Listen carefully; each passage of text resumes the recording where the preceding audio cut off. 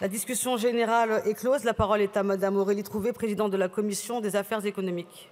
Le rapporteur...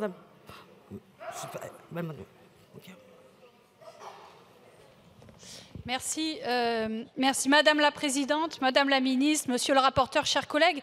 Je veux d'abord rendre compte des débats que nous avons eus en Commission des affaires économiques dans le cadre de l'examen de cette proposition de loi portée par mon collègue Jean-Luc Fugit. D'abord, je voudrais revenir sur les justifications qui ont été avancées par un certain nombre de commissaires. Bon, limiter effectivement la pénibilité du travail des agriculteurs sur des terrains plus difficiles d'accès, sachant aussi que la liste des produits serait restreinte au biocontrôle, l'agriculture biologique et les produits à faible risque selon le droit européen.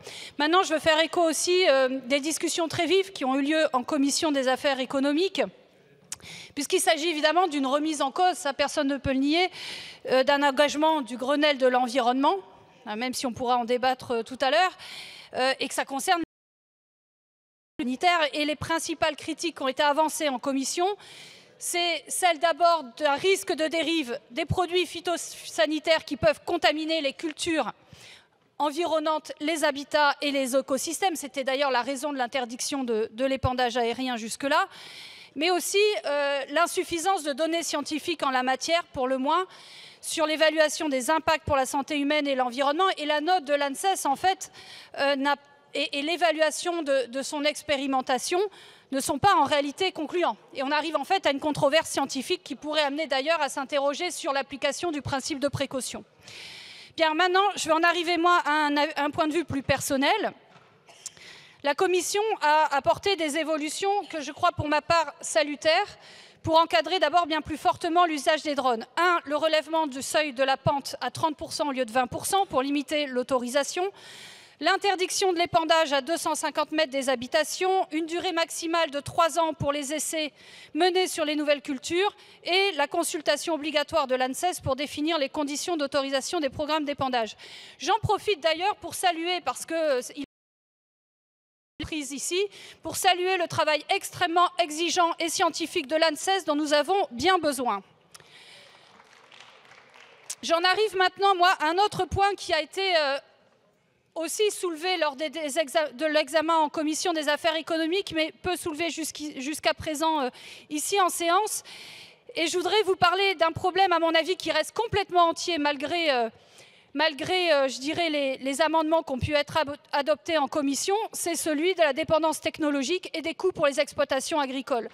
Parce que les drones, c'est des coûts supplémentaires pour l'achat et la réparation, notamment pour les petites et moyennes exploitations, avec des risques d'endettement supérieurs encore. Parce que les drones, c'est une dépendance potentielle aux grandes entreprises de l'agrofourniture qui sont en situation d'oligopole et qui, évidemment, seront en condition d'imposer des prix, les prix qu'ils souhaitent et les contrats qu'ils souhaitent.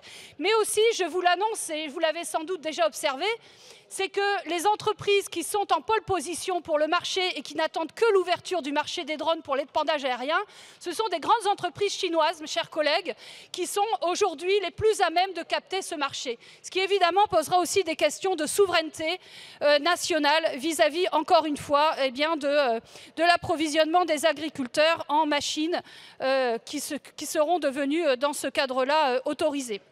Pour finir, la Commission des affaires économiques a beaucoup débattu, avec des fortes controverses, un riche débat, il faut le dire. Et pour ma part, en tout cas, je considère que les conditions aujourd'hui sont difficilement réunies pour la normalisation de cet épandage aérien. Elles ne sont d'ailleurs pas réunies aujourd'hui. Et quelles que soient les bonnes intentions de départ de cette proposition de loi, il se trouve que je vois l'argument qui est que la liste des produits serait encadrée. Mais par ailleurs, la liste des fameux produits à faible risque, selon le droit européen, on le sait bien, c'est une liste qui est évolutive. Évolutive notamment selon le lobbying, selon voilà, toutes les décisions politiques qui pourront avoir lieu d'ici là.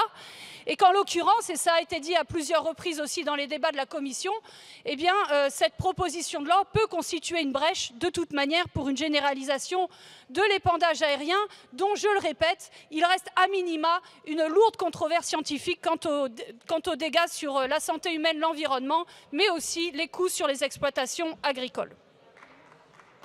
Merci Madame la Présidente. Monsieur le rapporteur.